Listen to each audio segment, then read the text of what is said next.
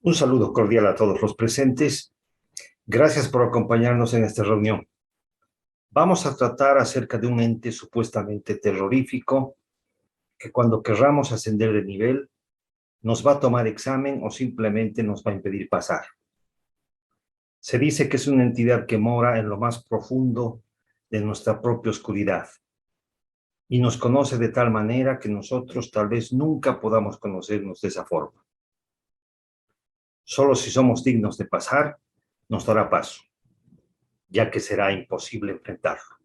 Solo podremos huir. En esta imagen vemos al morador del umbral como un ángel, tal vez lo sea. En otras imágenes que vamos a ver aparece atemorizante. Es llamado el morador del umbral, el guardián del umbral, el habitante del umbral o el espectro del umbral.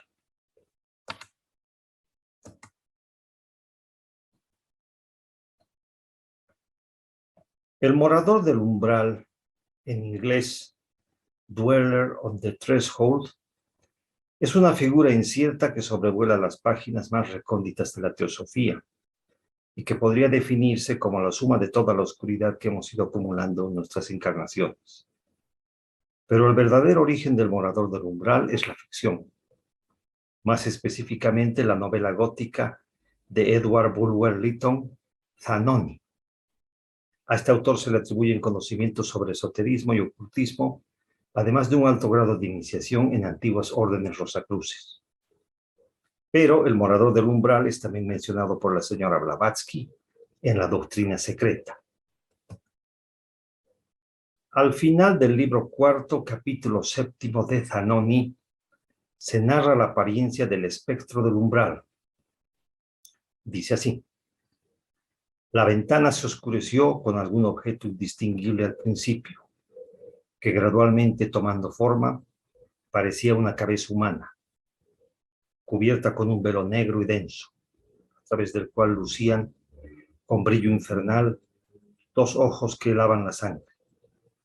Nada más se distinguía en su rostro, sino aquellos insufribles ojos. Pero aquel terror que parecía imposible que una persona pudiese resistir por mucho tiempo, fue 1000 veces mayor cuando después de una pausa, el fantasma penetró dentro del cuarto. Su cuerpo se ocultaba bajo un velo, como su cara, aunque no se movía, como lo hacen las apariciones que imitan a los vivos, sino que parecía arrastrarse como un enorme reptil.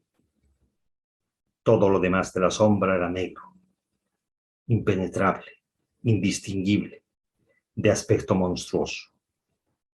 Tenía algo que era casi humano en su expresión de satírico odio, algo que revelaba que la aparición no era todo espíritu, sino que tenía bastante de material, para presentarse más terrible y amenazadora como enemiga de las personas.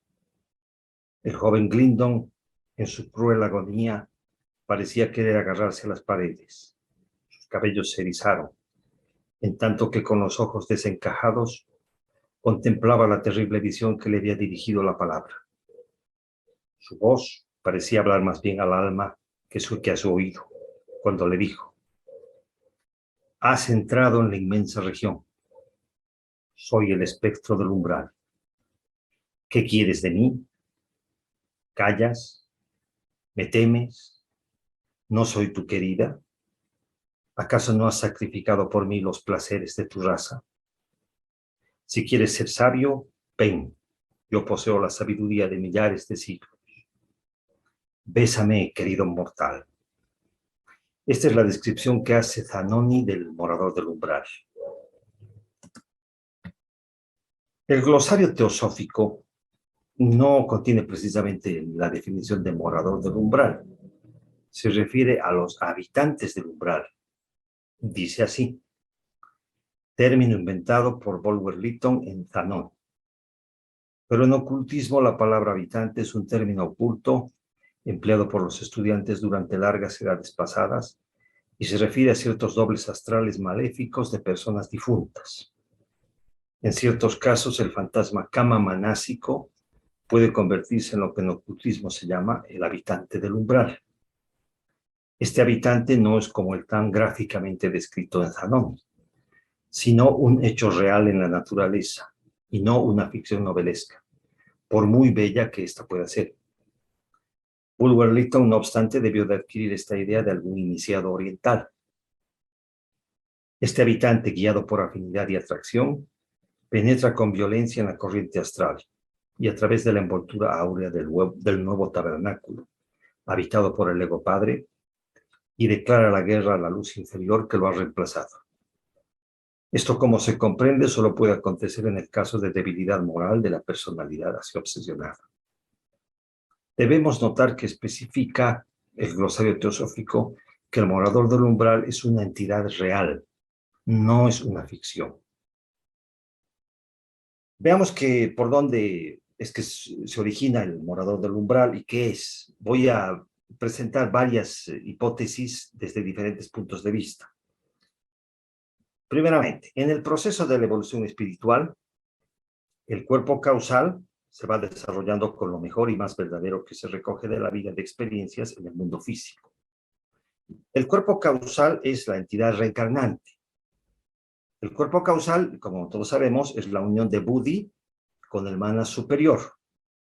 Es la entidad que nos lleva de encarnación en encarnación, con lo mejor de las experiencias que recogemos en cada encarnación. Pero también con el resabio de las experiencias. El resabio es el sabor desagradable de las experiencias. Es el sabor amargo de las experiencias. Generalmente tenemos muchas experiencias malas. O sea, tenemos más experiencias malas que experiencias buenas. Tenemos muchas decepciones, muchas limitaciones, impotencia, y todo eso nos deja un sabor amargo. Ese es el resabio. Esta amargura crea y fortalece al morador del umbral, que es el resultado de todo lo bajo y denso del ser humano. Es el cúmulo de vibraciones inferiores que el hombre generó en su vida, encarnación tras encarnación. Todo este proceso es necesario porque del largo y sinuoso camino del error ha podido nacer la comprensión. Así pues, mientras que el cuerpo causal, que también es llamado el loto egoico, se forma y despliega con el fruto más elevado de la vida del hombre, el habitante del umbral es el cúmulo de lo más bajo y denso generado durante sus encarnaciones.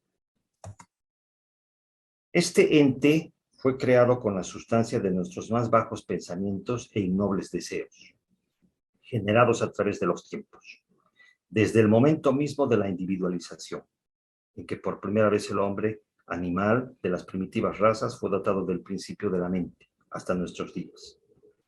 En esta imagen podemos ver al morador del umbral como un grupo de dragones que le impide pasar al candidato.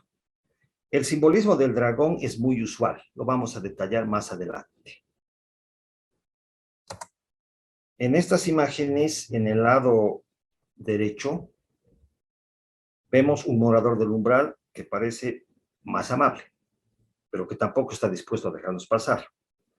La imagen de la izquierda es una representación más atemorizante del morador del umbral. En la visión teosófica, el morador del umbral es un cascarón, un recubrimiento superficial que el ego descarta. La literatura teosófica nos explica que los cascarones son resultado de la actividad post-mortem, o sea, después de la muerte.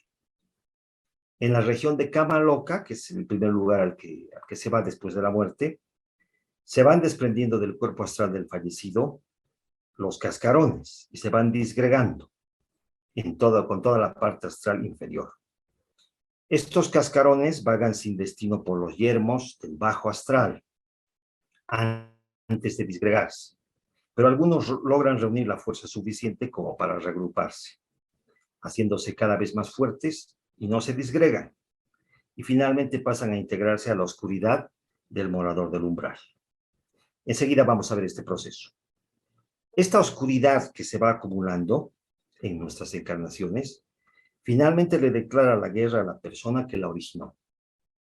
Lo curioso es que debido a la dinámica de su propia constitución, el morador solo se manifiesta ante las personas nobles de corazón, precisamente aquellas que han logrado deshacerse progresivamente de su oscuridad a lo largo de las encarnaciones. Las personas malignas aún llevan esa oscuridad consigo. Quienes conscientemente tratan de ser buenos y justos van a sentir con más fuerza la presencia de su oscuridad interior. Según Annie Besant, cuando se decide seguir el sendero del discipulado, el aspirante debe luchar con más fuerza contra el poder de su oscuridad interior, que va a tratar de llevarlo a un estado normal de ser humano, o sea, fuera del sendero del discipulado. Ahora bien, si el morador está formado por la oscuridad que fuimos descartando a lo largo de nuestras encarnaciones, ¿qué constituye exactamente esa oscuridad? Según la enseñanza teosófica, esa oscuridad residual está conformada por las pasiones inferiores del cuerpo físico, es decir, por impulsos primarios o elementales que el espíritu aprende a controlar en sus sucesivas encarnaciones. El impulso principal es el miedo, y por eso el morador del umbral aparece como una criatura amenazante, oscura, que se cierne sobre la persona tratando de infundirle su propia naturaleza. O sea, la emoción más fuerte que tenemos dentro de nosotros es el miedo. Y es el miedo de lo que está constituido el morador del umbral. Y se alimenta también de miedo. Y lo que va a hacer con el aspirante a cruzar el umbral es reflejarle todas sus oscuridades pasadas. Es el terrible guardián de los misterios sagrados, y ninguno de estos misterios puede serle revelado al hombre si no destruye antes esta misteriosa entidad, creada en nosotros y por nosotros con los burdos materiales de la ignorancia, la vileza y el egoísmo. Es el guardián de la puerta por la que debemos pasar para ascender en nuestro estado evolutivo o en una iniciación. Lo que quiere hacer realmente es tomarnos un examen para ver si somos dignos de pasar. Es necesario vencer primero los miedos que hemos acumulado. Este ser es por ley el centro y refugio de todo síntoma de mal planetario. Pues de la misma manera que todo ser humano tiene su propio guardián del umbral, su propio demonio tentador, existe asimismo a escala planetaria el guardián del umbral del mundo, creado y sostenido por la actividad de los guardianes del umbral de los hombres, de las razas y de las naciones. Y es centro, sede y receptáculo de todo sedimento del mal en el planeta Tierra. Según la teosofía, todos estamos llamados a matar nuestras pasiones y deseos elementales, no porque sean necesariamente malos en sí mismos, ya que muchos de ellos nos han permitido sobrevivir en algún eslabón evolutivo, sino porque estos impulsos son totalmente inadecuados para acceder en los planos superiores, donde no tienen ningún uso, como los pulmones. El morador del umbral está siempre presente. Sin embargo, solo entra en actividad en el sendero del discipulado, cuando el aspirante esotéricamente es consciente de sí mismo y de las condiciones inducidas dentro de sí mismo y como resultado de su ilusión interna, de su glamour astral y de maya, que envuelven su vida entera. Discipulado significa madurez, y con maduro desarrollo se enfrenta al morador. La persona que decide tomar el sendero del discipulado primero va a pasar por años de probación para encaminarse al sendero. O sea, está consciente de lo que está haciendo. Pero la fuerza oscura interior tratará de impedirle que continúe. Ese es el gran reto al que tiene que enfrentarse.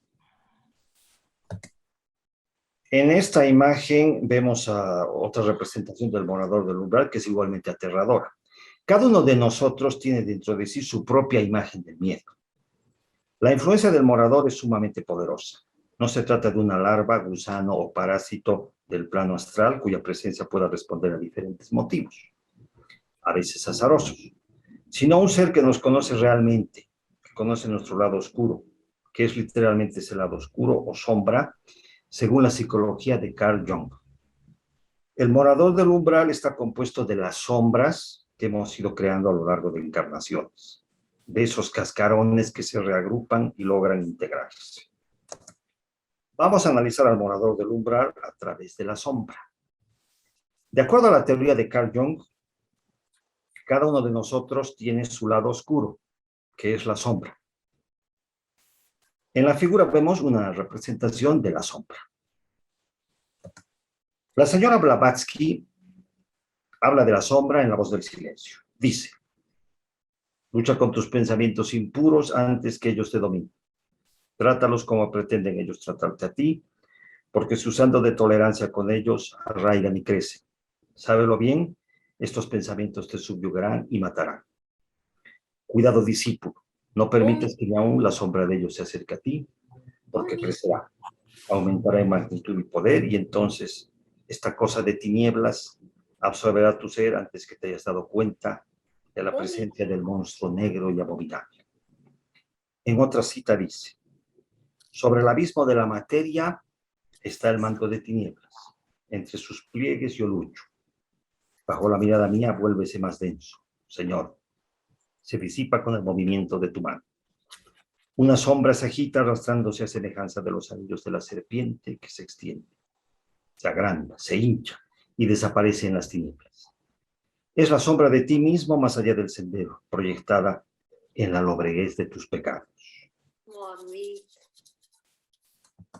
Según el doctor Isaac Hawley, la influencia de la sombra es la siguiente. O sea, tendríamos en todo momento dos influencias.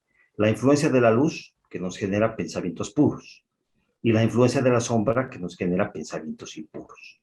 Esta vendría a ser la constitución del hombre. La parte superior es el espíritu en forma general, y en la parte inferior está el cuaternario inferior o animalidad. En la parte superior está el alma, hay una parte superior del alma y una parte inferior del alma que entran en lucha, cuando entran los pensamientos puros y los pensamientos impuros. Si ganan los pensamientos puros, entonces es un triunfo de la parte superior del alma y tenemos actos puros. Pero si triunfa la parte superior, la parte inferior del alma, a consecuencia de los pensamientos impuros, entonces realizamos actos impuros. Esta vendría a ser la mecánica, según nos explica el doctor Isaac Hawley, de la influencia de la sombra. Y generalmente triunfa la parte inferior, ¿no? Y tenemos actos impuros. Esta situación ocurriría diariamente en nuestras vidas. El arcano 15 del tarot se llama el diablo y es el que representa a la sombra. Según Jung, la sombra designa el aspecto inconsciente de la personalidad, rasgos y actitudes que el yo superior, ¿no? Consciente, no reconoce como propios porque son incompatibles con la supuesta personalidad. Estos contenidos rechazados no desaparecen y cuando cobran cierta autonomía, se constituyen en un agente antagonista del yo. Si el ego es el anverso de la persona, la sombra es el reverso inconsciente. A diferencia del ánima y del animus, bueno, el ánima es la parte femenina que tiene un hombre y el animus es la parte masculina que tiene una mujer. A diferencia del ánima y del animus, la sombra tiene la misma identidad de género. O sea, la sombra de una mujer es femenina, la sombra de un hombre es masculina. Dado que la sombra representa nuestros impulsos más primitivos, nuestra faceta instintiva animal, se mostraría simbólicamente a través de representaciones tales como la serpiente, el dragón, los monstruos y demonios, todo lo que es atemorizante en el inconsciente colectivo. Por eso el arcano 15 representa la sombra y existiría tanto como una sombra de carácter individual como una sombra colectiva. Según Carl Jung, la sombra está constituida por emociones reprimidas, necesidades insatisfechas, inseguridad emocional, querer manipular las situaciones, desconfianza, vergüenza, miedo, querer tener siempre el control y la vida secreta. O sea, tengo una apariencia pública y una vida secreta. La sombra se aprovecha del conflicto entre la apariencia pública y la vida secreta. Bueno, nosotros debemos tratar de corregir esto porque le da más control sobre nosotros a nuestra sombra. La proyección de la sombra es atribuir a otros los conflictos propios o ver en otros cosas que el sujeto es incapaz de ver en sí mismo. Pero la sombra también contiene aquellas cualidades que poseen las personas a las que admiramos, pero con las que creemos no tener nada en común. Seleccionamos ciertas partes de nuestro yo, de nuestra identidad, determinados aspectos que nos parecen demasiado negativos o demasiado positivos para asumirlos. Al negar estas cualidades, las proyecto. Aparecen hacia afuera, desde donde me asustan o me aterran, o sea, donde no me asustan ni me aterran, o me deprimen o me obsesionan. Las facetas que más me inquietan y me molestan de los demás, en un 90% de los casos, son cualidades de mi propia sombra, que percibo procedentes del mundo exterior. La sombra viene a ser la persona que no deseamos ser. Todas las cualidades de los demás, que vemos en los demás, están en nosotros mismos. Las proyectamos sin saberlo, en lugar de reconocerlas en nosotros mismos. Tenemos que recuperar lo proyectado en otros. Piensa en alguien de tu propia vida que te produce rechazo. Y piensa en tus cualidades, ya sean padres, hijos, amigos, todo aquello que juzgamos y condenamos en los demás es en última instancia una parte de nosotros mismos. Dice el psicólogo Ken Wilber, las cosas que nos molestan son el mero reflejo de nuestra propia sombra. Podemos ver en este gráfico el fenómeno de proyección de la sombra. Este círculo vendría a ser yo, el círculo claro. Y el círculo oscuro, el rojo, es la parte que estoy negando, que puede ser mi envidia, mi egoísmo, mi responsabilidad, etc. Esto quiero que no sea consciente. Pero cuando veo en otra persona que tiene esto, esta parte que yo estoy negando, proyecto lo mío y lo sumo a lo de él, entonces aparece más grande en la otra persona. Hay una distorsión de la realidad, agrando lo del otro, poniéndole la parte mía que no puedo reconocer en mí. En esa pantalla veo la parte del otro que no acepto en mí. Pero lo que estoy viendo y estoy rechazando, estoy condenando de la otra persona es algo que yo mismo tengo y que no lo quiero aceptar. Ese sería el fenómeno de proyección de la sombra. Sin embargo, la sombra tiene un propósito. La mayoría de las personas evita adentrarse en su mundo interno por el miedo o la inseguridad que pudiera producirles.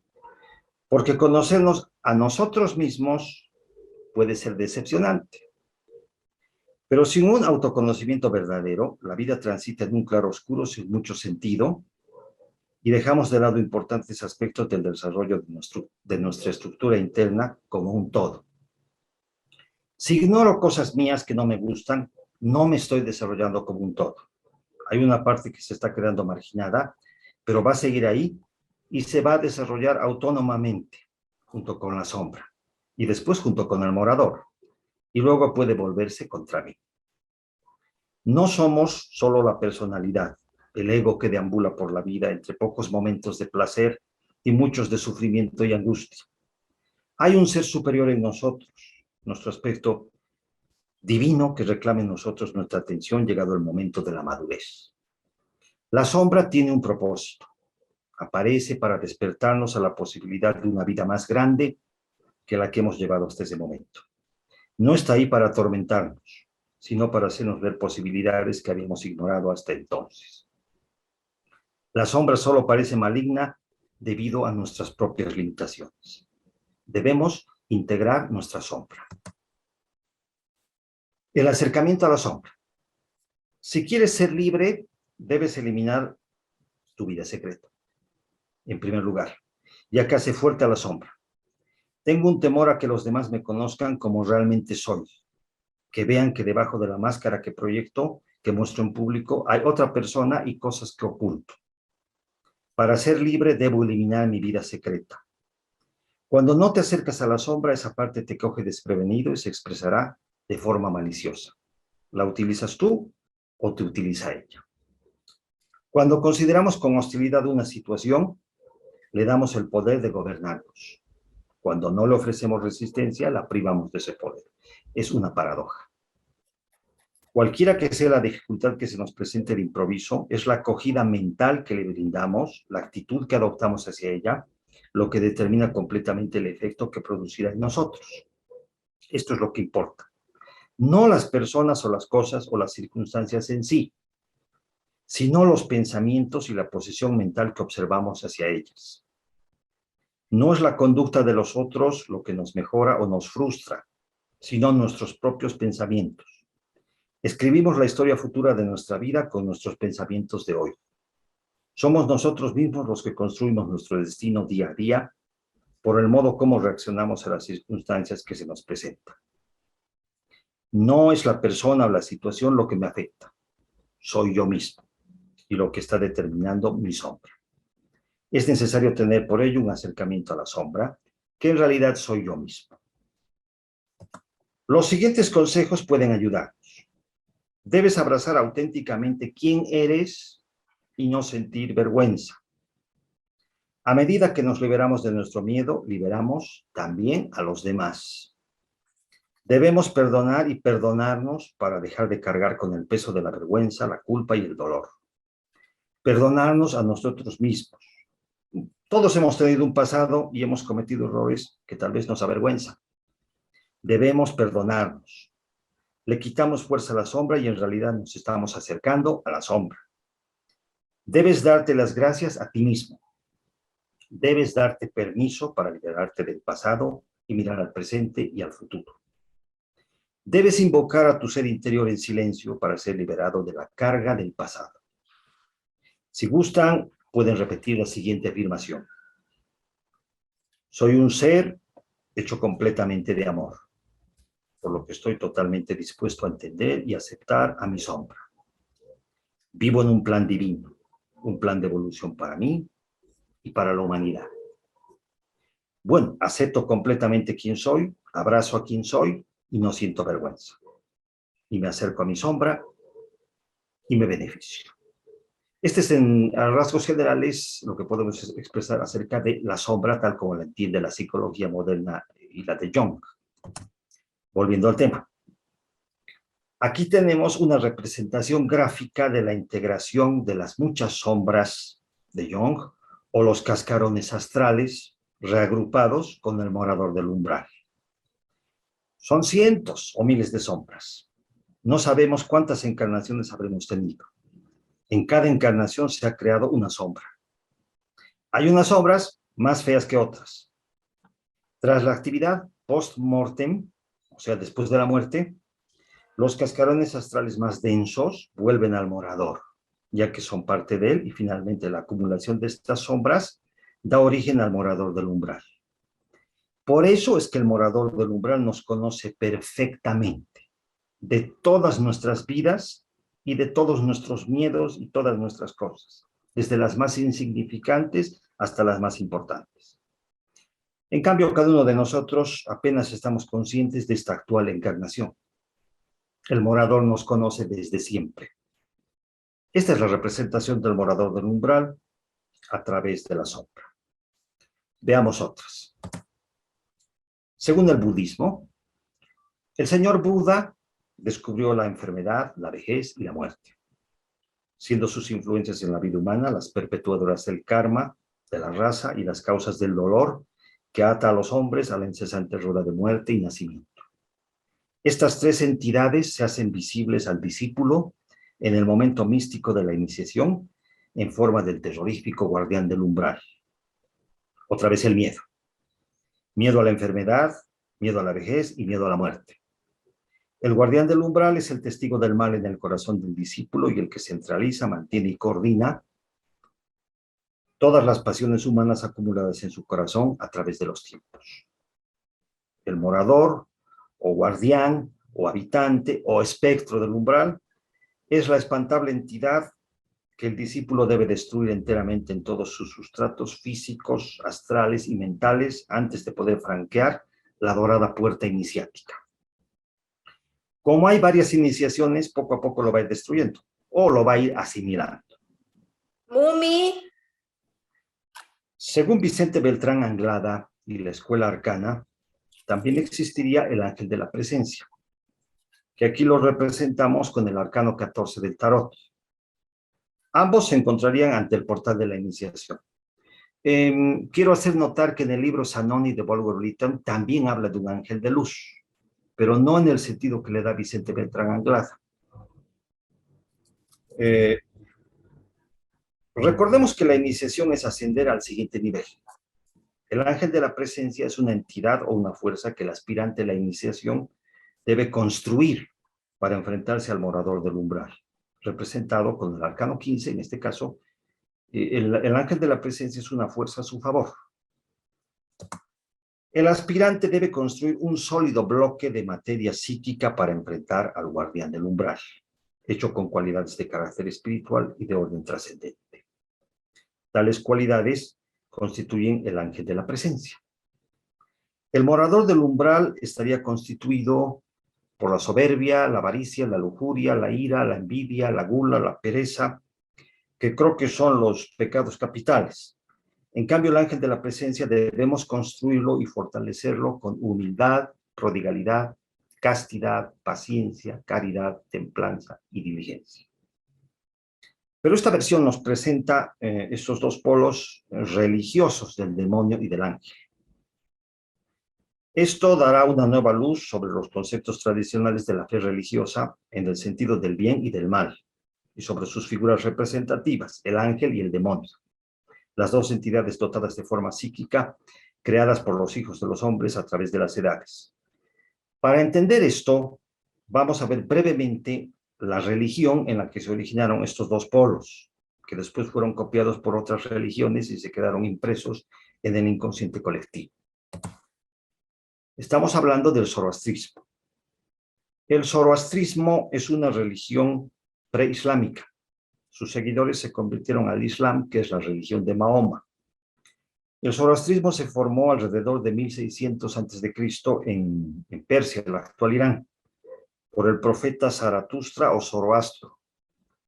Es la primera religión monoteísta, o sea, con un solo Dios, que posteriormente ejerció influencia en el judaísmo, el cristianismo y en el propio Islam. Ahura Mazda es su dios. Zaratustra predicaba un dualismo basado en la batalla entre el bien y el mal, la luz y las tinieblas. El principio de Zaratustra es que existe un espíritu malvado identificado como Ahriman, opuesto a Ahura Mazda. Opuestos representando el día y la noche, la vida y la muerte. Ahriman es definido en el zoroastrismo como la sombra, precisamente, como la sombra de Ahura Mazda, y en algunos casos como su hermano gemelo. La religión cristiana define a Ahriman como Satanás, y no como sombra, sino como un ángel rebelde, Satanás o Lucifer, rebelde contra el bien. Y estos espíritus opuestos coexistirían en cada uno de los seres vivientes.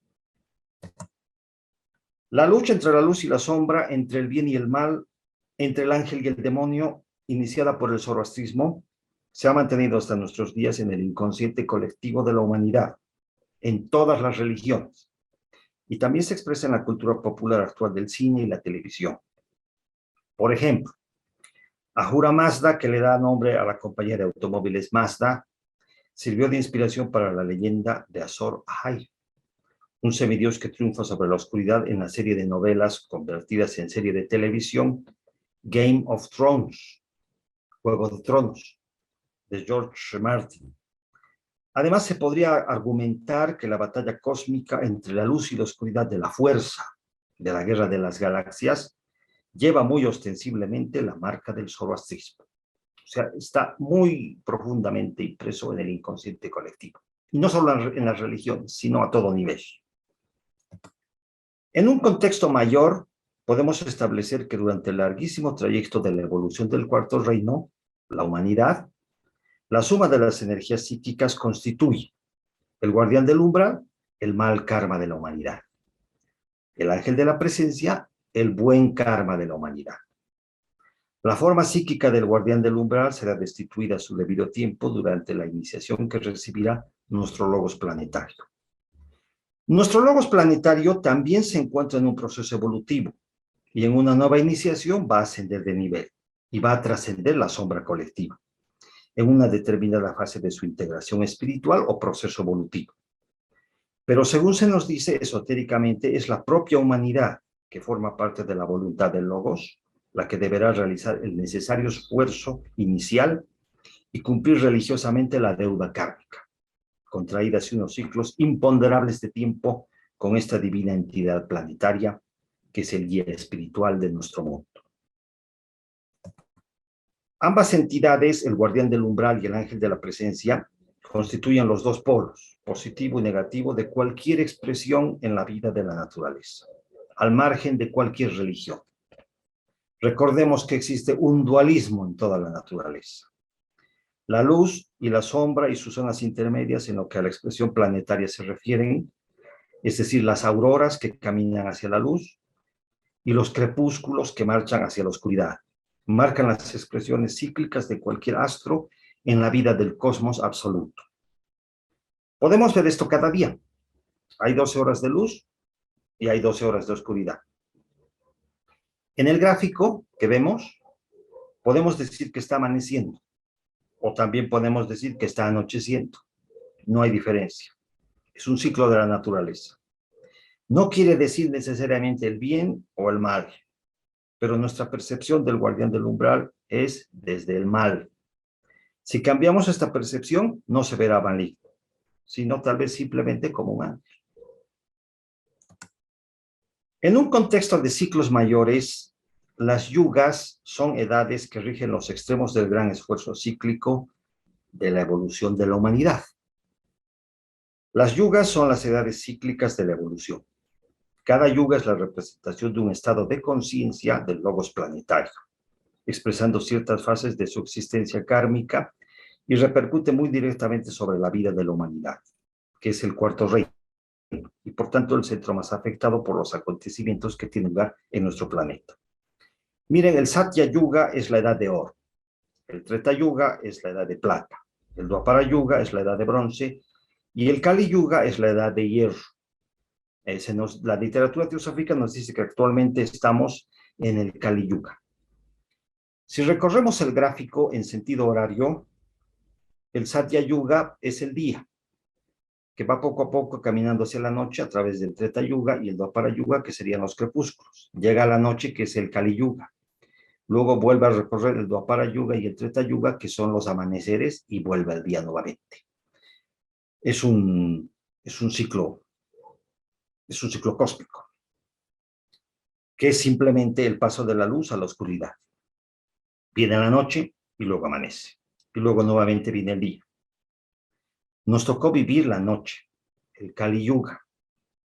O sea, entre un Kali Yuga y un Satya Yuga, la edad de hierro y la edad de oro, se manifiestan los yugas intermedios, la edad de bronce y la edad de plata, configurando estas edades unos sistemas de aproximación de los yugas entre sí, como las fases intermedias, creciente y menguante, que rigen para el ciclo lunar y las auroras y crepúsculos que se expresan por medio del movimiento de rotación de la Tierra. Como es arriba, es abajo, así lo que vemos aquí es el día cósmico con sus periodos de luz y de oscuridad. También nos han dicho que el Kali Yuga es maligno, pero tal vez habría que considerar otros puntos de vista. El Kali Yuga, la edad de hierro, que rige la expresión de nuestro ciclo evolutivo, es la representación viva a escala planetaria de la actividad característica del guardián del umbral, el cual muestra una inflexible determinación de retornar al pasado y de revivir los sistemas sociales, políticos, económicos y religiosos basados en el egoísmo materialista, demostrando de esta manera y haciendo evidentes las flaquezas de los hombres. El Satya Yuga, en cambio, la edad de oro, de una raza, de una comunidad social o de la vida de cualquier ser humano, porque estos ciclos también los tenemos a nivel individual. Indica, por el contrario, la actividad de las fuerzas de luz centralizadas en el ángel de la presencia, la representación de todo cuanto de noble y puro anida en el corazón humano y que le impulsa irresistiblemente hacia el bien, a la iluminación espiritual del hombre. Podemos definir que el Kali Yuga, la edad de hierro, la edad oscura, es la edad del guardián del umbral. Y Dwapara Yuga y Treta Yuga son los crepúsculos o los amaneceres, y Satya Yuga es la edad del ángel de la presencia. Como todos conocemos, estas edades son de miles y miles de años, ¿no? Son ciclos de tiempo inmensos. Según la astrología, a Saturno, llamado también Crono, Saturno entre los romanos, Crono entre los griegos, se le conoce en la astrología antigua como el maléfico mayor, debido a las cualidades que infunde, como los miedos, limitaciones, inseguridad, frustraciones, retrasos, etc. A diferencia del punto de vista de la astrología moderna, donde Saturno es percibido como aquel que muestra el potencial de la persona. Y también se describe a Saturno como el guardián del umbral y el señor del karma. Saturno lleva el alma desde el estado semi-inconsciente a la consolidación de la identidad. Por eso es que se presentan miedos y limitaciones que llevan a la apertura espiritual. Para lograrlo, somete al alma a la fragua del dolor y de las inseguridades. Lleva a enfrentar los miedos y mediante grandes fricciones pule las aristas de este diamante en bruto que es el ser humano. Saturno, como el señor del karma, impone la retribución y demanda el pago de todas las deudas. Por lo tanto, nos condena a la lucha por la existencia, tanto desde el aspecto forma como desde el aspecto alma. El poder de Saturno termina totalmente y su trabajo queda realizado cuando el hombre espiritual se ha liberado del karma o el poder de las dos cruces, la mutable y la fija. Esotéricamente, Saturno no puede seguir al hombre hasta la cruz cardinal, que son los pasos de la iniciación. Estamos hablando de aspectos astrológicos, ¿no? De las 3 cruces astrológicas. Las características saturninas permearon a nuestra cultura occidental con valores como la humildad, la austeridad, la culpa, la represión emocional y sexual, así como la tendencia a la severidad del dogma religioso, el autoritarismo y la rígida jerarquía eclesiástica. La austeridad saturnina es todo un tema cultural para el catolicismo. La pobreza es algo característico de los pueblos con este credo. Basta mirar las condiciones sociales de América Latina, que son países con mayoría católica. La huella de esto se percibe en una de las principales frases del Nuevo Testamento. Dichosos los pobres, pues de ustedes es el reino de Dios. Originalmente Satanás no era otra cosa que el planeta Saturno, en calidad astrológica, y para los egipcios era Set. Los persas fueron los primeros en inventar la personificación de lo que se llamó Satanás. Más tarde, aproximadamente en la mitad de la era cristiana, los místicos occidentales, al estudiar varias religiones, se aferraron a las enseñanzas persas, o sea, del zoroastrismo, de Satanás y las incorporaron a la religión cristiana. Pero astrológicamente no tenía nada que ver. En esta representación está Saturno como morador del umbral. También se ve atemorizante. No nos va a dejar pasar y está armado con la guadaña del tiempo. Es inútil querer luchar con él, puede hacer mucho daño. Necesito mucho respaldo moral y la certeza de que soy digno de pasar para enfrentarlo. Una vez que se ha superado la etapa de la individualidad, habiendo consolidado un ego sano mediante el autoconocimiento, y después de innumerables encarnaciones y pruebas, entonces Saturno, el señor del umbral, permite pasar del otro lado, hacia la región de los planetas transpersonales. Una vez autoinmolado el ego, evocando el mito de Piscis, del sacrificio, se permite la integración y manejo de las energías de los planetas espirituales o transpersonales. O sea, se desbloquean Urano, Neptuno y Plutón. En forma personal, cada uno de nosotros puede ubicar en su propia carta astrológica, en su propio horóscopo, las posiciones de Saturno y de Urano, Neptuno y Plutón, para analizar su propia situación. Además de la posición de Quirón. Quirón es el nexo o el intermediario entre los planetas personales y los planetas transpersonales. Toda la parte personal termina con Saturno y ahí está bloqueado. Quirón es un asteroide que es el nexo con los planetas transpersonales, Urano, Saturno y Plutón, a los que hay que llegar atravesando a Saturno. Y esto es algo que se puede hacer en vida. La clave es que conozcamos más a fondo nuestro propio Urano, nuestro propio Neptuno y nuestro propio Plutón. Analicemos otro aspecto. Mario Rosso de Luna, destacado teósofo español, describe así al morador del umbral. Este habitante del umbral, con tan vivos colores descrito en el Zanoni de Bulwer-Lytton, es el ángel hijo de nuestro karma, que nos sale siempre al paso cuando queremos realizar cualquier empresa redentora. Al modo de aquel que se le opone a Moisés antes de conducir a su pueblo hacia la tierra prometida. O es el otro que tienta a Jesús en el desierto antes de que comenzara su predicación. El único medio de librarse de tamaño enemigo íntimo es el vino eucarístico de la espiritualidad, vino cuyos efectos no puede soportar el malvado vampiro, prototipo de cuantos elementales nos tientan, nos obsesionan y nos posesionan en forma de otros tantos vicios.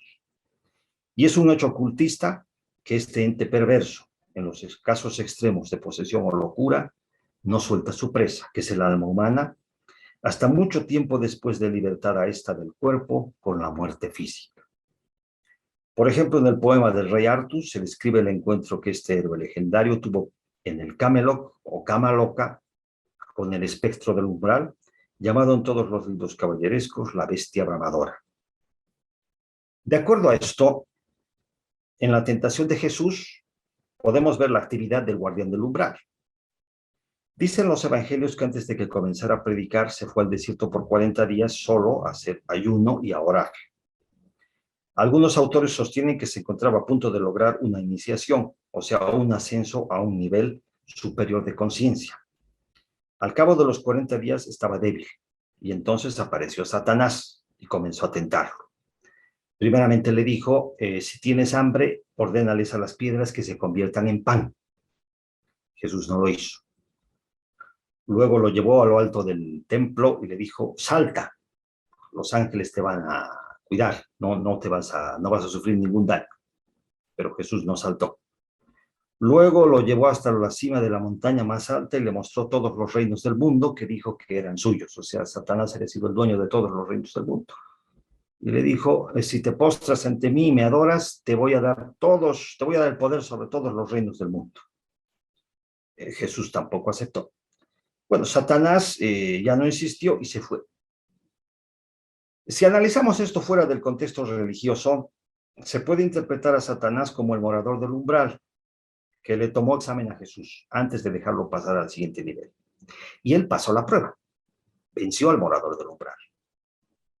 Igualmente, en el caso del señor Buda, nos dice el libro La Luz de Asia, que la noche antes de su iluminación, sentado ante el árbol Bodhi, Mara es el demonio tentador, ¿no? El señor de la materia es Mara, con todas sus huestes lo tentó toda la noche para hacerlo fracasar. Pero Buda también venció al morador del umbral. Como veíamos al principio, era usual el simbolismo del dragón para representar al morador del umbral.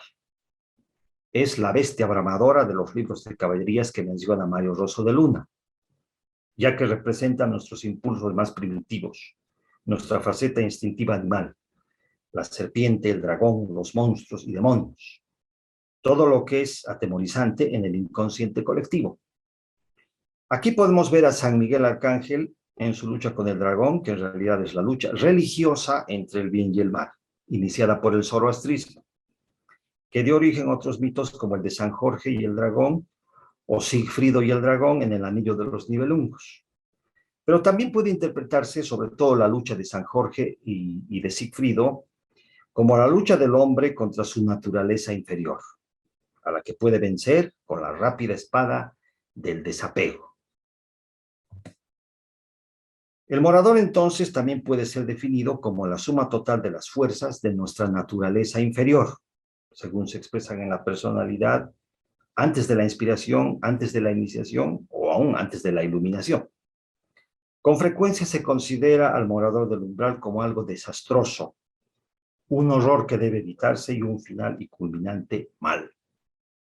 Sin embargo, debemos recordar que el morador es el que está ante el portal de Dios, mora en la sombra del portal de la iniciación.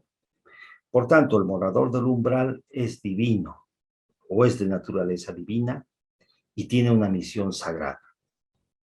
Como vimos en la primera imagen de esta exposición, tal vez en realidad sea un ángel. Y todos, en alguna encarnación, deberemos enfrentarnos al morador del umbral. Así que conscientemente debemos prepararnos con nuestros miedos y con nuestras vergüenzas. Aquí tenemos otra imagen. Debemos estar preparados, ya que aunque el paso de un nivel superior a un nivel superior sea en forma colectiva de toda la humanidad, aún así cada uno en forma individual deberá enfrentarse a su propio morador del umbral. Termino esta exposición con una cita de Carl Jung. Dice, hasta que lo inconsciente nos haga consciente, El subconsciente seguirá dirigiendo tu vida y tú le llamarás destino. Nadie se ilumina fantaseando figuras de luz, sino haciendo consciente su oscuridad. Muchas gracias, queridos hermanos. Espero que esta exposición haya sido de su agrado. Patricia, por favor. Buenas noches a todos, hermanos. Tengo dos preguntas para usted.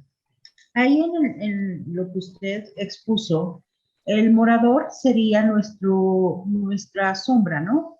Que son todas aquellas pues, defectos capitales que tenemos.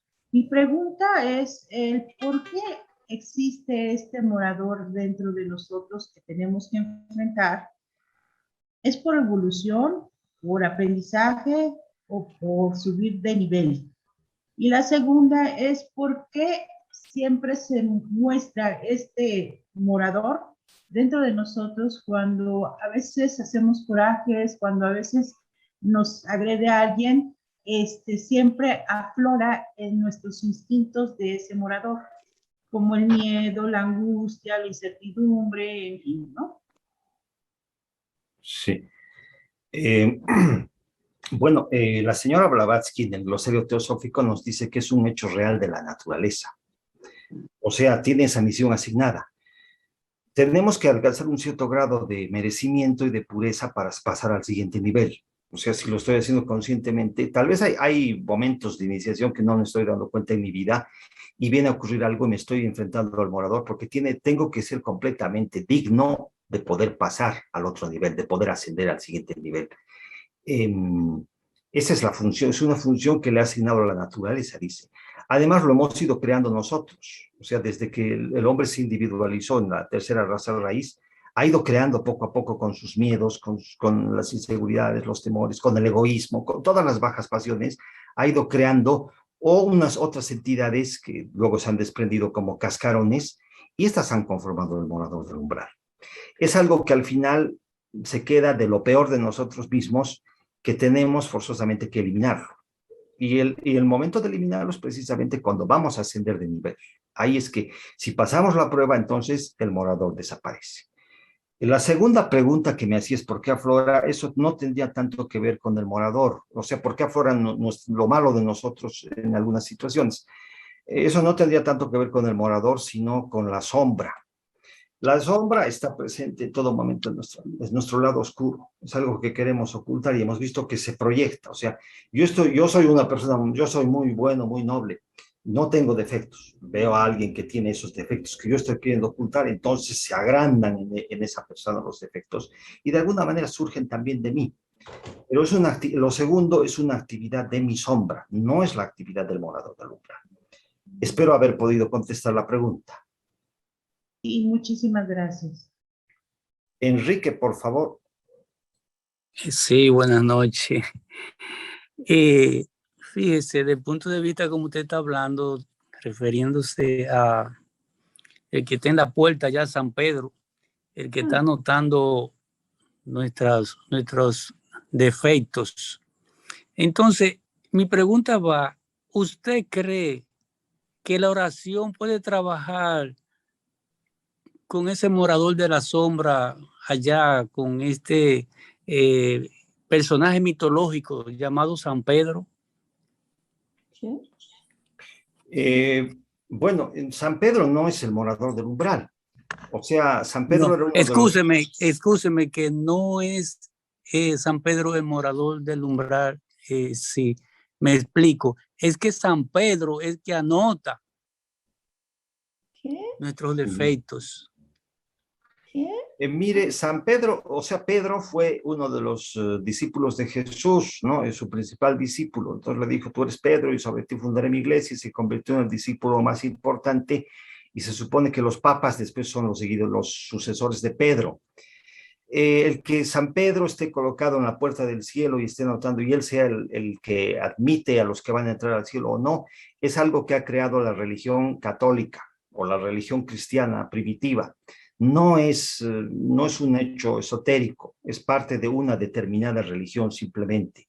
Sus propias creencias también tienen la religión del Islam o tenía la religión zoroastriana, etc. Ahora, respecto a la oración, o sea, quisiera aclarar que San Pedro no es el morador del umbral, ¿no? Porque no toma un examen, o sea, él directamente está viendo las fallas que hemos tenido en el libro que ha anotado, entonces ve si hay merecimientos, y si no hay merecimientos, no entra. Respecto a la oración, yo creo que puede funcionar, depende de la actitud mental de cada persona y de su fe. O sea, uno le da fuerza a lo que cree. En la versión de Vicente Beltrán Anglada del Ángel de la Presencia, él dice que debemos construir en vida ese ángel de la presencia. Ese ángel de la presencia es una fuerza psíquica que nosotros creamos para enfrentar al morador del umbral, a través de la humildad, la entrega, el servicio, etcétera. Entonces, nosotros tenemos un respaldo moral para enfrentarlo. Puede ser que la oración también sirva, ¿por qué no? O sea, me va a impulsar a dirigirme a lo divino, la oración, y aquí abajo a portarme bien, ¿no? O sea, yo creo que sí, funciona la oración, pero es para la creación de mi ángel de la presencia, para fortalecer mi ángel, mis muchos ángeles de la presencia, no como una fuerza única, para el momento en que me enfrente al morador del umbral. Espero haber contestado la pregunta. Gracias, gracias. Ernesto. Sí, Hugo, estuvo interesante eso que dijiste, que los países católicos que adoran a Cronos, a Jehová, son los pobres que están en miseria e ignorancia, como está desde México hasta la Patagonia, Chile, el tercermundismo, y principalmente por esa religión que nos ha lavado el cerebro con esa tendencia. Y si analizamos bien, el Dios que ellos adoran es un Dios sanguinario que ha provocado guerras, muertes, cruzadas, inquisiciones, y que pedía sangre, sacrificios humanos, holocausto, expiación de pecados, mandaba a matar a los niños egipcios. Ese es realmente el verdadero demonio que estaban adorando los cristianos o católicos. Pero como este mundo está invertido, entonces lo adoran como un Dios porque lo está comiendo de su ignorancia, como oveja al matadero. En lo otro, astronómicamente, bueno, estudiamos en la doctrina secreta que realmente Venus es Lucifer, o sea, es la correlación planetaria porque es el país de los Kumara, de la luz, de la mente, la conciencia, y relacionamos Saturno con Jehová, con Cronos, con el plomo, con lo maligno. Creo que tú dijiste lo contrario, que Saturno era Lucifer, Satanás. Sí. Sí, la señora Blavatsky nos explica en Isis sin velo sobre todo estos aspectos del Dios de la iglesia cristiana, ¿no? Que en realidad se asemejaría a Saturno. En realidad en la Biblia tenemos dos, ¿no? Un Dios vengativo, un Dios cruel, castigador en el Antiguo Testamento y un Padre amoroso en el Nuevo Testamento. O sea, hay cierta irregularidad. Pero de acuerdo a las versiones astrológicas, siempre se ha considerado a Saturno como el señor del karma y claro, el morador del umbral. Venus es el lucero de la mañana, dice, ¿no? Lucifer era el lucero de la mañana, dice, y desde tan alto cayó Lucifer. O sea, eso me parece que también proviene de dentro de la religión cristiana. No está considerada Venus como Satanás o como Lucifer. Es algo que le han puesto después los padres de la iglesia a Venus como el lucero de la mañana. El Lucifer vino de ahí. Pero Saturno es directamente el señor del karma y el morador del umbral astrológicamente. Ahora, entre las características de Saturno astrológicamente está precisamente esa opresión, esa pobreza, esa austeridad, esa impotencia, no sé. Entonces han captado bastante bien en la Iglesia Católica, porque los países de América Latina en la mayoría son católicos, casi prácticamente todos. Entonces hay un extremo grado de pobreza. Al otro lado, en América del Norte, no son católicos, son protestantes. Están con otras ideas. Sí, eso es algo que habría que analizar. Muchas gracias por la observación. Ellos se liberaron con la reforma de Lutero de las garras del Vaticano y por eso progresó la ciencia, progresó la sociedad en el norte, más que en el sur nos quedamos con ese catolicismo que los españoles nos trajeron para destruirnos totalmente, adorando a ese demonio que le dicen Jehová. Claro, sí. En muchos de sus aspectos, Jehová del Antiguo Testamento es Saturno. La señora Blavatsky explica bastante de esto en Isis sin velo. Es un tema muy interesante. No sé si alguien más quiere opinar algo o preguntar algo. Huguito, buenas noches. Buenas noches, Guillermina, ¿cómo está? ¿Cómo estás? Un poquito nada más porque yo no sé mucho del morador del umbral, pero creo que aquí Una cosa es la sombra, otra cosa es el morador del umbral, y ahí me quedé medio mareada. Pero en la doctrina secreta, Blavatsky dice que solo hay 2 casos de morador del umbral. Cuando el que entra al descanso, que nosotros le decimos Kamaloka, la entidad que entra al descanso, dura mucho más allá de lo que descansamos en Devachan. O sea que volvemos y está esa entidad activa, el cascarón, digamos, que ya en este caso sería un elementario. Cuando retornamos, se adhiere a nosotros por afinidad. Y ese es el morador del umbral. En vida lo tenemos y nos vuelve locos y nos da una potencia terrible para hacer daño, apropiarnos de los demás, violar, etcétera, ¿no? Y el otro caso es cuando nos separamos, el cuaternario o la personalidad se separa de lo superior, lo que conocemos como la doctrina de los desalmados.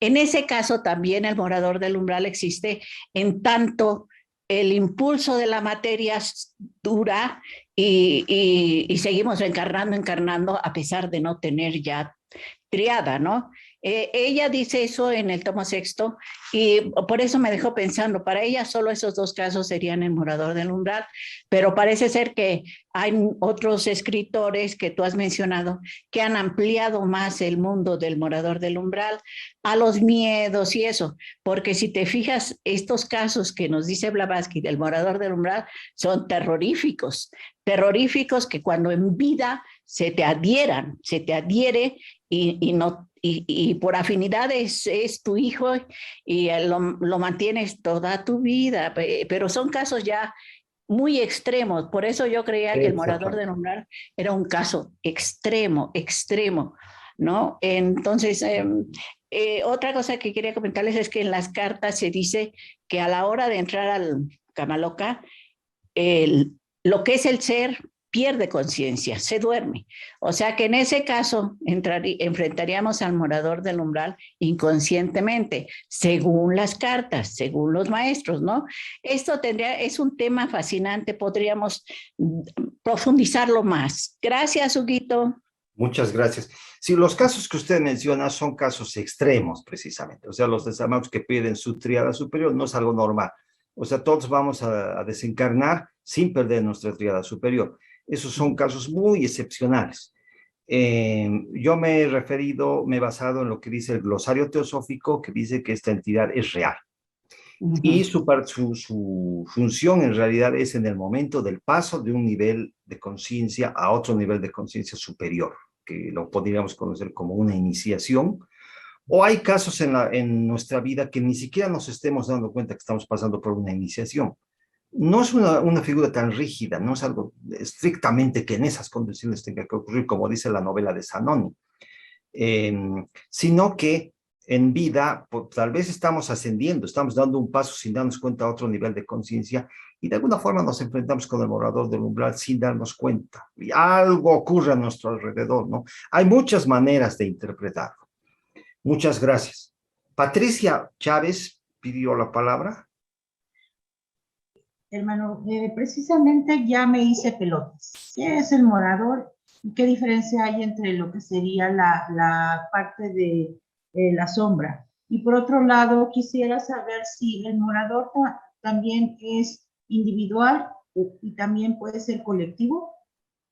Sí, sí, hemos visto que hay un morador individual, hay un karma individual, hay un karma del país, hay un karma del continente, hay un karma del mundo, hay un karma planetario, o sea, se va extendiendo. Igualmente, hay una sombra que es la sombra personal propia de cada uno individual, hay una sombra del lugar, hay una sombra de la familia, inclusive hay una sombra del país, hay una sombra del continente, o sea, esto se va extendiendo. Hay una sombra de la humanidad, que el logos planetario, un morador del umbral en realidad que el logos planetario algún rato va a tener que absorber con el esfuerzo de la humanidad. La participación de la sombra es que nosotros tenemos un lado oscuro. En realidad todos estos estudios se basan en las teorías de Jung. Ese lado oscuro vendría a ser después el cascarón, según la enseñanza teosófica. Entonces, todos esos cascarones que hemos ido generando encarnación tras encarnación, porque estamos en un proceso de todas maneras evolutivo, de encarnación en encarnación, se juntan y van fortaleciendo al morador del umbral. Y a final de cuentas, cuando se dé un gran avance a otro nivel de conciencia de nuestra parte, vamos a tener que disgregar todos esos cascarones que han conformado al morador del umbral. Y sí, existe un morador del umbral de tipo planetario, efectivamente. Hemos visto las yugas, etcétera, son inclusive en los ciclos y en las edades. Solo que no hay que, lo que quería hacer resaltar es que no se trata esto de la versión religiosa, que es el ángel o el demonio, el bien o el mal. Son aspectos de la naturaleza simplemente, aspectos cíclicos. Espero haber podido contestar la pregunta. Sí, muchas gracias.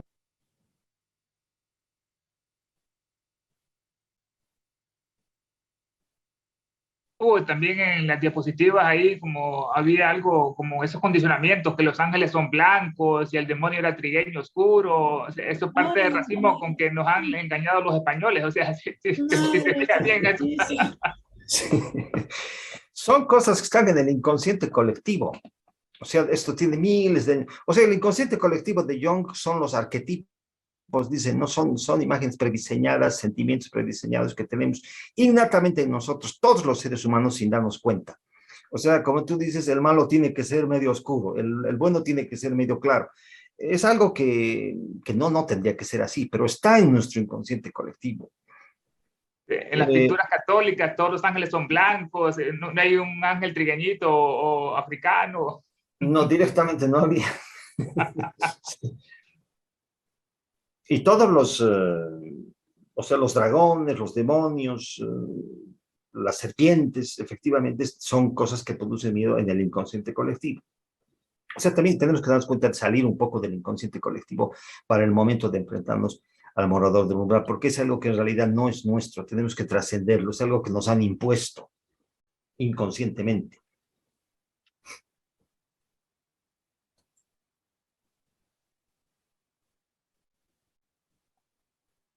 Bueno, no sé si no hay más preguntas.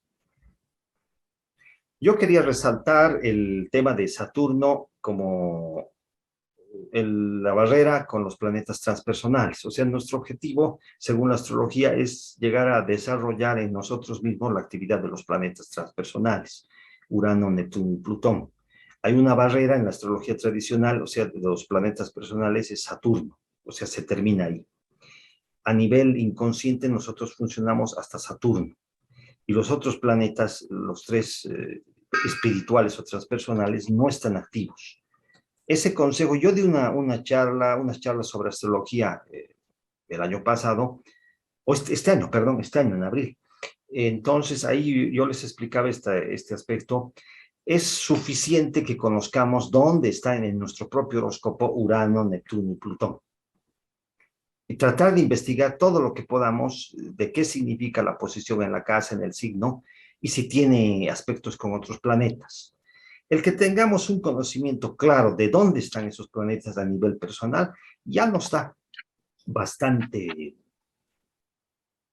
nos va a dar un cambio interno, no sé cómo explicarlo, pero según la promesa de la investigación de algunos autores modernos de astrología, inclusive se sale con eso del colectivo. O sea, el colectivo está siendo afectado en este momento por el COVID-19, al colectivo está yendo. Hay cosas como los terremotos o las guerras que afectan al colectivo, porque están solo hasta Saturno. Una vez que se trasciende, tenemos conocimiento de los otros, de los planetas transpersonales, salimos del colectivo. Ese es un gran secreto de la astrología, que se los transmito. Investiguen, por favor, hagan la prueba. Daniela tiene la mano levantada. Sí, por favor. Buenas noches, hermanos. Muchas gracias, Huguito, por la charla. Tus charlas siempre muy, muy interesantes. Muchas gracias. Para pensar mucho también. Dos cositas, Huguito. En el momento en que cada uno va a ir peleando o enfrentándose a su morador del umbral, esa parte, digamos, negativa desaparece y eso no va a disminuir al morador del mundo en la medida en que la humanidad vaya avanzando, vaya entrando en diferentes niveles de conciencia, iniciaciones y vaya eliminando a ese su morador del umbral. Eso no iría disminuyendo el morador del umbral del mundo. Esa es una pregunta. Y por otro lado, me llamó la atención todas las imágenes del morador del umbral que mostraste. Están sentados sobre como un baúl, como sobre algo que está cerrado con llave. Es como para, digamos, resguardar, no sé, los secretos de la iniciación, una cosa así, me dio a pensar eso, ¿no? Eso, Huguito, y muchas gracias.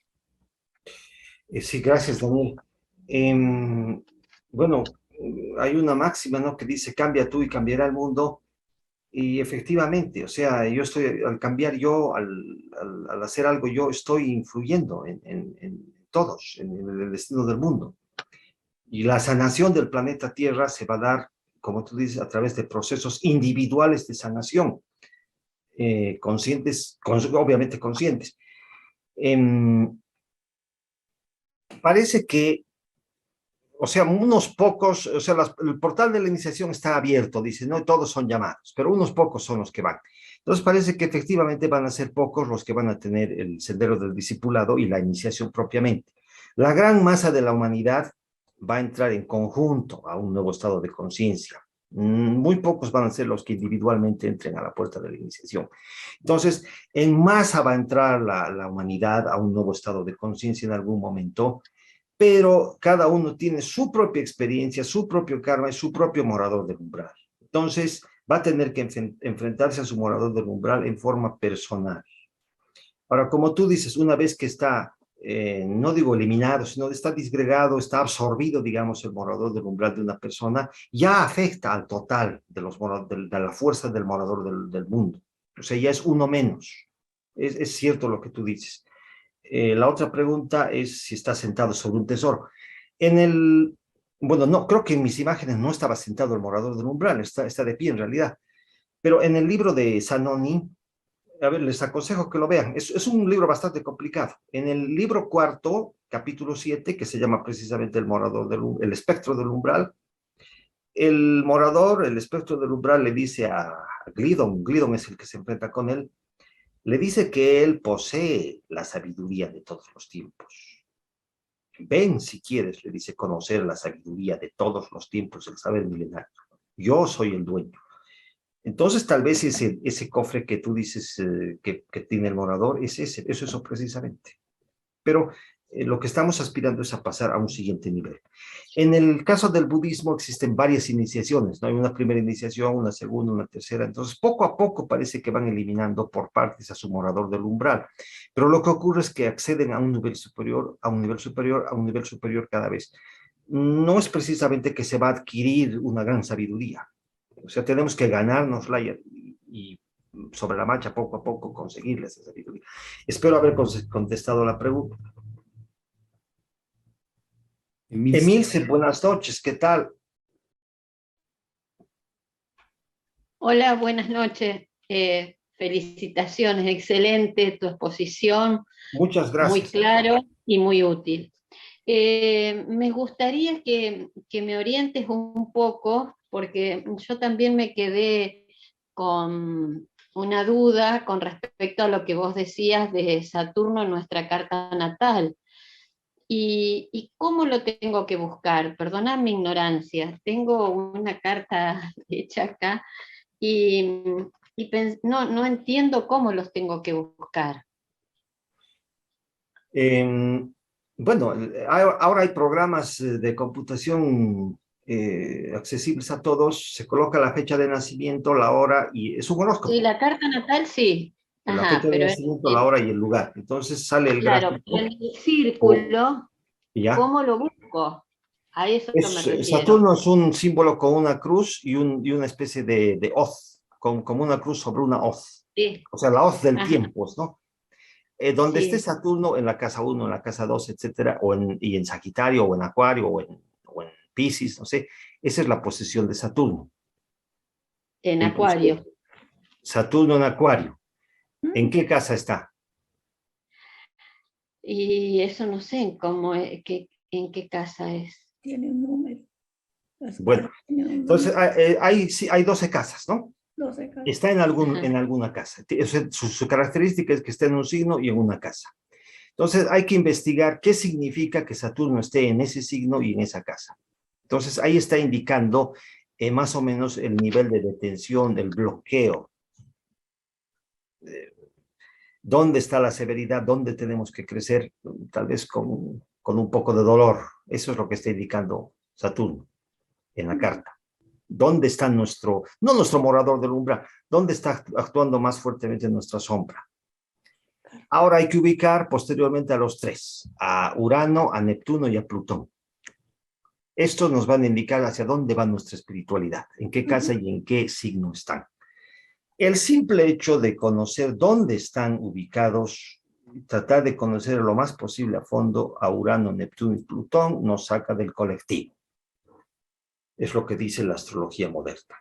Porque la mayoría de las personas estamos encerrados hasta el límite de los planetas personales, que es Saturno. Entonces está cerrando precisamente Saturno. Entonces tiene que haber una aptitud hacia los transpersonales. Hay una posición más, como les decía, que se podría ver. Quirón. Es un elemento nuevo, Quirón, que es el nexo, el intermediario. Está entre Saturno y Urano. O sea, es el que comunica los planetas personales con los transpersonales. O sea, ¿dónde va a estar enfocada nuestra espiritualidad? Nos dicen Urano, Neptuno y Plutón. Y como guardián estaría Saturno. Entonces, ahí tenemos que ver cómo podemos trascender. Eso ya es un trabajo de investigación personal que tiene que hacer cada uno. Bueno, muchas gracias por el deber. Lo voy a tratar de hacer para... Gracias, gracias, gracias. Bueno, si gustan, me pueden mandar sus cartas, digo, sus fechas de nacimiento. Yo les puedo mandar un resumen breve, ¿no? De las posiciones de sus planetas. Ay, gracias. Yo no me animaba a pedírtelo, sería un regalo, sobre todo para trabajar en nosotros, o sea, el vernos muchas cosas. Bueno, hay una gran facilidad ahora con la computación, ¿no? Que en un segundo sale toda la información que uno quiera, ¿no? Porque el trabajo de O los sea, astrólogos... vos me pregunto, ¿dónde tengo Neptuno, Plutón, Quirón y Saturno? No, Saturno no. Urano, Urano, Neptuno, Neptuno Plutón. y Plutón. O sea, Y también Saturno primero, ¿no? Saturno primero y luego Urano, Neptuno, Plutón. Y tal vez a Quirón también. Bueno, gracias. Si no, te escribo para que me ayudes. Gracias. Sí, Ángela Murillo, por favor. Sí, primero que todo, muchas gracias por la conferencia, por la charla, como se llame. Muy buena, muy interesante. Muchísimas gracias. Personas que han hablado del guardián del umbral. A ver si entendí más o menos. Yo creo que lo que quiso Bulwer Lytton fue mostrar que en las iniciaciones, ya sea la primera, la segunda, la tercera o la que sea, el guardián del umbral se presenta precisamente para ver si el candidato lo vence o él lo vence. O sea, en cada iniciación se presenta ese guardián del umbral porque ese lo hemos fabricado nosotros a medida que vamos pasando de una encarnación a otra. O sea, esos son las malas, por decir, influencias o negatividades que hay en todos nosotros. Y de ahí se ha formado el colectivo. Eso es lo que yo he leído acerca de eso. Porque hay también un guardián del umbral colectivo, mundial. Y también es creado por el miedo. En este momento yo creo que con la pandemia y todo el miedo que hay, el colectivo está más fuerte. Entonces lo que tenemos que hacer, yo creo, es tratar de hacernos fuerte y llegar a irnos limpiando de la sombra, porque la sombra es parte de nosotros, también creada por nosotros. ¿Ya? Entonces, no sé si eso que yo acabo de decir está bien, así es como yo lo entiendo. No, No, así sí, es es como yo lo correcto. entiendo, pero me gustaría que usted, por favor, me dijera si estoy mal o estoy equivocada. No, no, no. Gracias. Y muchas gracias por la conferencia. Para mí, muy buena. Muchísimas gracias, Ángel. Todo lo que usted ha dicho es la misma interpretación que yo he presentado. Sí, correcto. Hay un morador del umbral planetario. Hay una sombra que nos acompaña en todo momento. Sí, no sé qué otros aspectos nos tocó, pero sí, todo es correcto, sí. Está Muchas así con gracias su micrófono. nuevamente. Okay, gracias. Sí, Emilce Barrera, por favor. Bueno, agradecerte la charla, me resultó muy, muy interesante. Y otra cosa que un poquito por lo que preguntaba mi tocaya, yo suelo entrar en una página que se llama, no sé mucho de astrología, no sé gran cantidad, pero sé mirar más o menos mi propia carta natal. Entro en una página que se llama astro.com, que está en castellano también, está en varios idiomas, pero ahora está en castellano también. Y ahí se puede sacar la carta natal y dónde están cada uno de los, dónde uno tiene sus planetas, digamos. Bueno, por supuesto. Gracias, Emilce. No, pero me encantó la charla y me gustaría preguntarte un millón de cosas, pero bueno, de a poquito. Por ahí te mando alguna consultita por otra vía. Muchas gracias, Emilce. No, gracias a vos. El aspecto astrológico es solo uno, no es el más importante. O sea, el aspecto esotérico que nos enseña la teosofía es el más importante. O sea, hay tantos enfoques, es un enfoque más el aspecto astrológico. Lo que quería decirle a Ángela hace un momento, que se me fue, el morador del umbral, pero tiene un carácter divino. Está ante el portal de la iniciación, dice, ante el portal de Dios. Entonces, tiene una misión sagrada y este carácter divino. O sea, por eso yo lo enfocaba como un ángel. Todos los miedos y todo el temor que inspira es nuestro. Porque eso se transforma, se tiene que transformar en el ángel guardián o en el ángel de la presencia, como dice Beltrán Anglada. Tenemos que superar a nivel personal esos miedos. O sea, tenemos un miedo al futuro, en realidad, todos los seres humanos. Y como dice el budismo, hay un miedo a la vejez, a la enfermedad, a la muerte. Tenemos que superar todo eso porque los vamos acumulando. Entonces, simplemente nos está reflejando todo aquello que no tenemos que... Y lo vemos así tan espantoso, como, o sea, teóricamente dicen, tan monstruoso y tan horrible, pero es simplemente nuestras propias cosas lo que estamos viendo. Tal vez cuando ya se ha trascendido todo eso que es nuestro, entonces se convierte en un ángel. Yo lo veo como una cosa divina, un ser divino. Gracias, hermano, sí la veo yo también.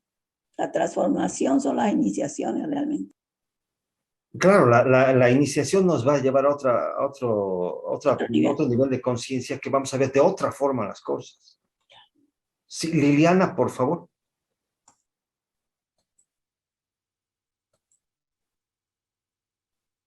Liliana pidió la palabra. Sí, tenía cerrado el micrófono, disculpe. Escuché por ahí de que está el guardián ahí esperando cuando uno fallece y que pues sí, que se muestra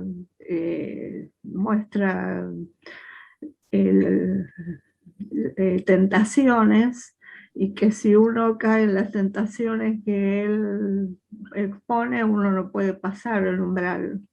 ¿Es algo así? En realidad lo que yo entiendo es que nos inspira miedo, ¿no? Que es un reflejo de nuestros miedos, nuestras vergüenzas, cosas nuestras. No estamos todavía muy evolucionados, no estamos muy perfectos, entonces eso es lo que se refleja. Y sale corriendo, dice el aspirante, no se va a poder enfrentar.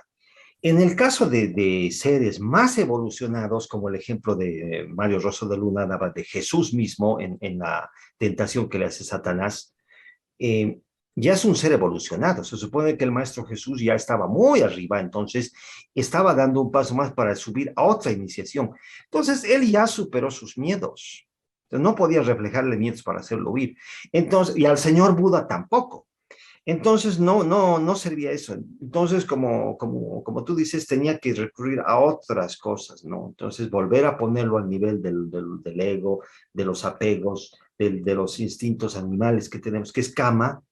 Entonces le ofreció los reinos del mundo, que tentara a Dios saltando del templo, convirtiendo las piedras en panes, y él no aceptó. O sea, es otro tipo de nivel de conciencia en el que él estaba, ya no necesitaba, ya no podía recurrir al miedo, tenía que recurrir a otras cosas.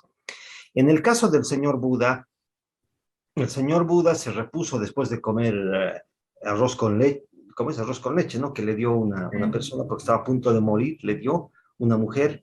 Entonces dijo, ahora me siento junto al árbol Bodhi, ¿no? Me siento hasta lograr la iluminación. Y era tal su determinación, dice la luz de Asia, que Mara, o sea, el señor de la materia, del ego, de las tentaciones, de toda la naturaleza inferior, Mara sacó a todas las legiones de demonios, dice el mismo budismo, ¿no? Entonces fueron a tentarlo toda la noche para impedir que obtuviera la iluminación. Apareció uno en la forma de su esposa que le rogaba que volviera a casa, que tenía un hijo y se ponía a llorar. Aparecieron mujeres hermosas que le dijeron que lo iban a hacer muy feliz. Apareció grandes riquezas. No sé, está bien detallado en la luz de Asia, pero Buda dijo que no a todo, pero ha debido ser mucho más fuerte para él, ¿no? Todo lo que el guardián del umbral le estaba poniendo para ponerlo a prueba. Entonces él venció, no aceptó, no cayó a ninguna de las tentaciones y al final resultó ser el iluminado. Este tipo de tentaciones vendrían a ser, en el caso de estos seres tan avanzados, para el resto de los seres humanos comunes y corrientes como nosotros, simplemente mostrando nuestros miedos, mostrando quiénes somos en realidad, que nos veamos en un espejo, quiénes somos, para que salgamos aterrorizados, de vernos quiénes realmente habíamos sido. Claro. Bueno, muchas gracias. Muchas gracias. Muchas gracias, queridas hermanas, queridos hermanos. Un gran honor para mí poder dirigirme a todos ustedes.